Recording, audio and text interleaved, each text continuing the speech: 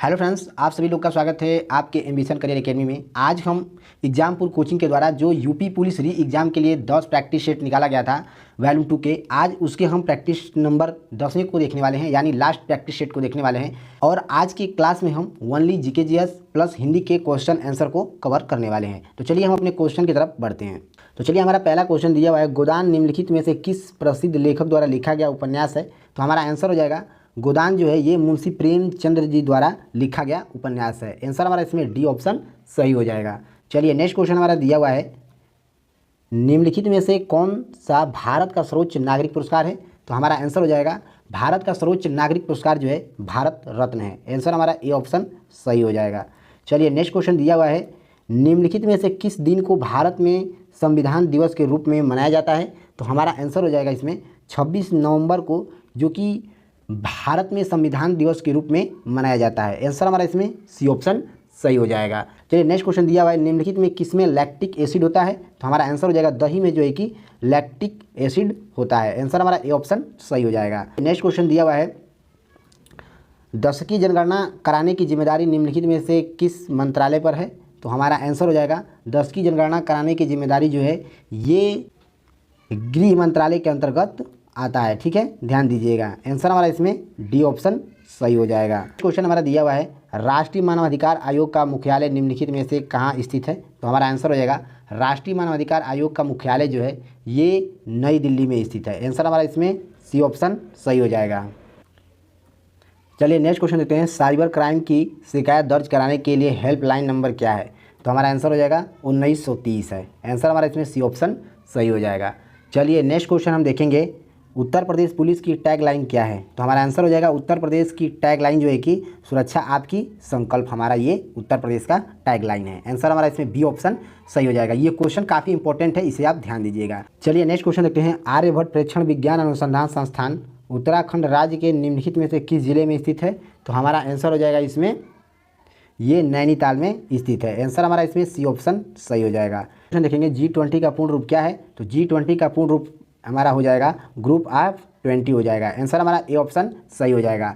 चलिए, next question हमारा दिया हुआ है, भारत का सबसे बड़ा अंतर विभागीय अभिसरण कार्यक्रम ऑपरेशन कार्यकल्प निम्नलिखित में से किस राज्य की सरकार द्वारा शुरू किया गया था। तो हमारा आंसर हो जाएगा ये उत्तर प्रदेश राज्य के द्वारा शुरू किया गया था। आंसर हमारा इसमें बी ऑप्शन सही हो जाएगा। चलिए, नेक्स्ट क्वेश्चन हमारा दिया हुआ है, भारत में राष्ट्रव्यापी जीएसटी का विचार सबसे पहले निम्नलिखित में से किसके द्वारा प्रस्तावित किया गया था। तो हमारा आंसर हो जाएगा इसमें ये केलकर टास्क फोर्स के द्वारा इसे सबसे पहले प्रस्तावित किया गया था। ठीक है, आंसर हमारा ए ऑप्शन सही हो जाएगा। ध्यान दीजिएगा, काफ़ी इंपॉर्टेंट क्वेश्चन है। चलिए, नेक्स्ट क्वेश्चन देखते हैं, भारत का निम्नलिखित में से कौन सा पड़ोसी देश भारत के साथ भूमि सीमा साझा नहीं करता है। तो हमारा आंसर हो जाएगा मालदीव जो है ये भारत के साथ जो है कि भूमि साझा नहीं करता है। आंसर हमारा इसमें डी ऑप्शन सही हो जाएगा। चलिए, नेक्स्ट क्वेश्चन देखेंगे, टोक्यो एशिया के निम्नलिखित में से किस देश की राजधानी है। तो हमारा आंसर हो जाएगा टोक्यो एशिया के जो है कि ये जापान देश की राजधानी है। सी ऑप्शन सही हो जाएगा। चलिए, नेक्स्ट क्वेश्चन देखेंगे, संयुक्त राज्य अमेरिका में स्थित ग्रांड कैनियन निम्नलिखित में से किस नदी द्वारा निर्मित किया गया था। तो हमारा आंसर हो जाएगा ग्रांड कैनियन नदी जो है ये कोलोराडो नदी के द्वारा निर्मित किया गया था। आंसर बी ऑप्शन सही हो जाएगा। नेक्स्ट क्वेश्चन दिया हुआ है, नर्मदा निम्नलिखित में से किससे मिलती है। तो नर्मदा जो है ये अरब सागर में जाकर मिलती है। आंसर हमारा ए ऑप्शन सही हो जाएगा।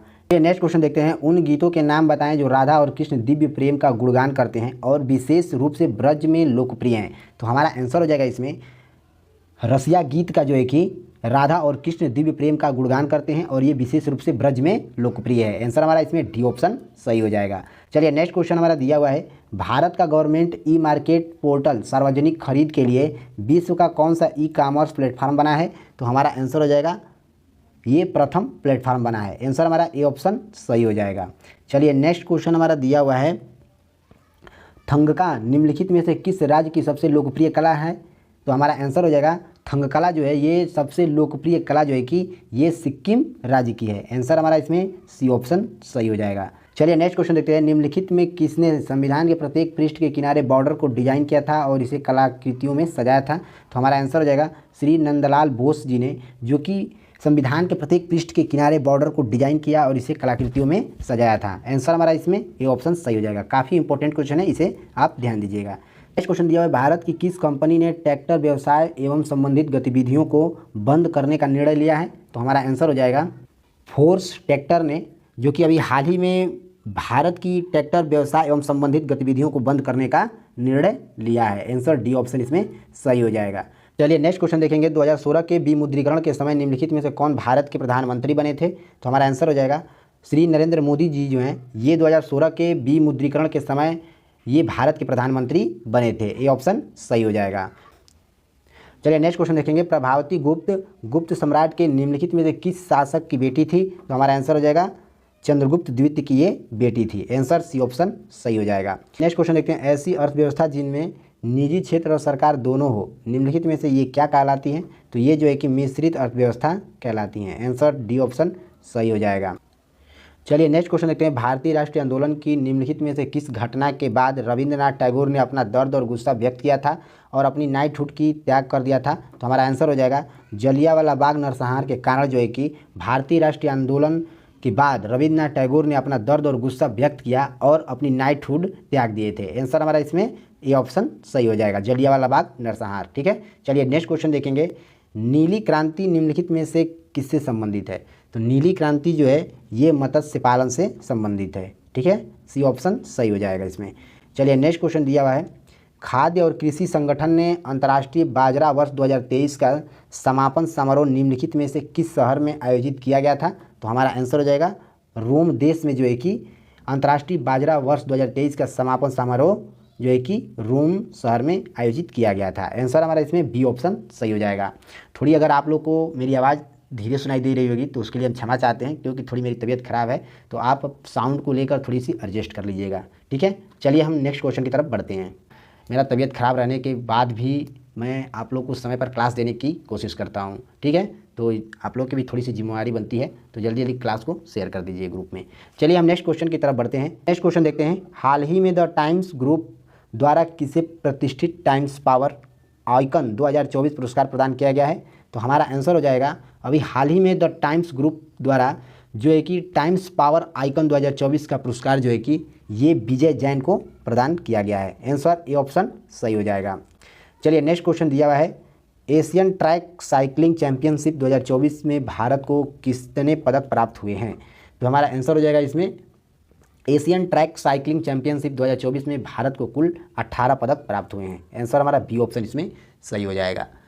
निम्नलिखित में से कौन टाटा स्टील लिमिटेड के संस्थापक थे? तो हमारा आंसर हो जाएगा सर जमशेदजी सर्वानंद जी टाटा थे। आंसर हमारा इसमें बी ऑप्शन सही हो जाएगा। चलिए नेक्स्ट क्वेश्चन दिया हुआ है, उत्तर प्रदेश राजस्व संहिता 2006 के अनुसार राज्य सरकार प्रत्येक जिले में कितने कलेक्टर, इसमें सहायक या अतिरिक्त कलेक्टर शामिल नहीं है, या नियुक्त करेगी? तो हमारा आंसर हो जाएगा एक कलेक्टर जो है कि नियुक्त करेगी। आंसर ए ऑप्शन सही हो जाएगा। चलिए नेक्स्ट क्वेश्चन दिया हुआ है, वर्तमान में इलाहाबाद उच्च न्यायालय में न्यायाधीशों की स्वीकृति संख्या कितनी है? तो हमारा आंसर हो जाएगा इसमें 160 है। आंसर हमारा इसमें सी ऑप्शन सही हो जाएगा। चलिए नेक्स्ट क्वेश्चन दिया हुआ है, भारत की स्वतंत्रता के बाद उत्तर प्रदेश राज्य के पहले मुख्यमंत्री निम्नलिखित में से कौन थे? तो इसमें हमारा आंसर हो जाएगा श्री गोविंद बल्लभ पंत थे, जो कि ये भारत की स्वतंत्रता के बाद उत्तर प्रदेश राज्य के पहले मुख्यमंत्री थे। ठीक है, ध्यान दीजिएगा, काफ़ी इंपॉर्टेंट क्वेश्चन है, श्री गोविंद बल्लभ पंत। आंसर हमारा इसमें ए ऑप्शन सही हो जाएगा। चलिए नेक्स्ट क्वेश्चन देखते हैं, याया तसो भारत के निम्नलिखित में से किस राज्य केंद्र शासित प्रदेश में स्थित पहला जैव विविधता विरासत स्थल है? तो हमारा आंसर हो जाएगा लद्दाख जो है ये याया तसो भारत के राज्य केंद्र शासित प्रदेश में स्थित पहला जैव विविधता वाला विरासत स्थल है लद्दाख। ठीक है, आंसर हमारा इसमें बी ऑप्शन सही हो जाएगा। चलिए नेक्स्ट क्वेश्चन देखते हैं, निम्नलिखित में से कौन सी एक व्यापक और दूरदर्शी पहल है जिसका उद्देश्य उत्तर प्रदेश राज्य में महिलाओं को सुरक्षा, सलामती और आत्मनिर्भर के लिए सशक्त बनाना है? तो हमारा इसमें आंसर हो जाएगा मिशन शक्ति जो है ये एक व्यापक और दूरदर्शी पहल है जिसका उद्देश्य उत्तर प्रदेश राज्य में महिलाओं को सुरक्षा, सलामती और आत्मनिर्भर के लिए सशक्त बनाना है। आंसर हमारा इसमें ए ऑप्शन सही हो जाएगा।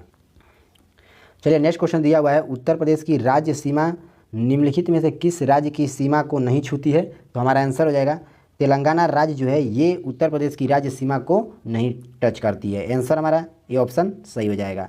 चलिए नेक्स्ट क्वेश्चन दिया हुआ है, दक्षिणी भारत की सबसे ऊंची चोटी अन्नामुड़ी है जो निम्नलिखित में से किस पर्वत श्रृंखला में स्थित है? तो हमारा आंसर हो जाएगा ये जो है कि नीलगिरी श्रृंखला में जो है कि स्थित है। आंसर हमारा इसमें डी ऑप्शन सही हो जाएगा। चलिए नेक्स्ट क्वेश्चन हमारा दिया हुआ है, निम्नलिखित में से कौन सा शब्द तद्भव है। तो तद्भव शब्द इसमें पूछा है, तो हमारा आंसर हो जाएगा उल्लू जो है ये तद्भव शब्द है। आंसर हमारा इसमें डी ऑप्शन सही हो जाएगा। चलिए नेक्स्ट क्वेश्चन दिया हुआ है, निम्नलिखित में कौन सा शब्द तत्सम है। तो हमारा आंसर हो जाएगा शुष्क जो है ये तत्सम शब्द है। आंसर ए ऑप्शन सही हो जाएगा। चलिए नेक्स्ट क्वेश्चन देखेंगे, निम्नलिखित में से चांदनी शब्द के प्रवाची शब्द किस विकल्प में है। तो हमारा आंसर हो जाएगा कैमुदी और ज्योत्सना में जो है कि चांदी शब्द का प्रवाची शब्द है। आंसर हमारा इसमें सी ऑप्शन सही हो जाएगा। नेक्स्ट क्वेश्चन दिया हुआ है, निम्नलिखित में से किस वाक्यांश के लिए दिया गया शब्द सुसंगत है। तो आंसर हमारा हो जाएगा इसमें आदि से अंत तक अधोपांत जो है इस वाक्य में जो है कि दिया गया शब्द सुसंगत है। आंसर हमारा इसमें डी ऑप्शन सही हो जाएगा। चलिए नेक्स्ट क्वेश्चन देखते हैं, श्रुति संभिन्नात्मक शब्द युग निर्वाद और निर्विवाद का उचित अर्थ क्या है। तो हमारा आंसर हो जाएगा निंदा विवाद रहित में जो है कि इस श्रुति भिन्नात्मक शब्द युग का निर्वाद और निर्विवाद का ये उचित अर्थ है। आंसर डी ऑप्शन सही हो जाएगा। चलिए नेक्स्ट क्वेश्चन देखेंगे, निम्नलिखित में से अशुद्ध वाक्य का चयन कीजिए कौन सा है। तो अशुद्ध वाक्य बताना है इसमें, तो हमारा आंसर हो जाएगा इसमें तुम मेरे तरफ क्यों चले आ रहे हो। इस वाक्य में जो है कि अशुद्ध वाक्य का प्रयोग किया गया है। बी ऑप्शन इसमें सही हो जाएगा। चलिए नेक्स्ट क्वेश्चन दिया हुआ है, निम्नलिखित में से लिंग की दृष्टि से कौन सा विकल्प गलत है। तो हमारा इसमें आंसर हो जाएगा बनिया बनियान में जो है कि ये गलत शब्द है। आंसर हमारा इसमें बी ऑप्शन सही हो जाएगा। चलिए नेक्स्ट क्वेश्चन दिया हुआ है, बधू शब्द का बहुवचन क्या होगा। तो हमारा आंसर हो जाएगा बधू शब्द का बहुवचन जो है कि बधुएं हो जाएगा। आंसर हमारा इसमें डी ऑप्शन सही हो जाएगा। चलिए नेक्स्ट क्वेश्चन दिया हुआ है, माँ ने बच्चे को मिठाई दी रेखांकित शब्द में कौन सा कारक है।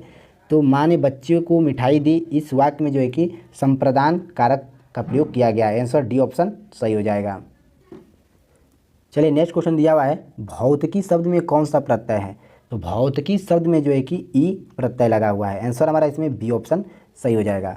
नेक्स्ट क्वेश्चन दिया हुआ है, निर्भिमान शब्द में कौन सा उपसर्ग है। तो निर्भिमान शब्द में जो है कि निर उपसर्ग लगा हुआ है। आंसर हमारा इसमें डी ऑप्शन सही हो जाएगा। नेक्स्ट क्वेश्चन दिया हुआ है, निम्नलिखित में से किस विकल्प में सही समास विग्रह नहीं हुआ है। तो हमारा आंसर हो जाएगा देहलता लता रूपी देह में जो है कि सही समास विग्रह नहीं हुआ है। आंसर हमारा बी ऑप्शन सही हो जाएगा। चलिए नेक्स्ट क्वेश्चन दिया हुआ है, निम्नलिखित में से निश्चयवाचक सर्वनाम कौन सा है। तो हमारा आंसर हो जाएगा निश्चयवाचक सर्वनाम जो है कि यह हो जाएगा। आंसर हमारा सी ऑप्शन सही हो जाएगा।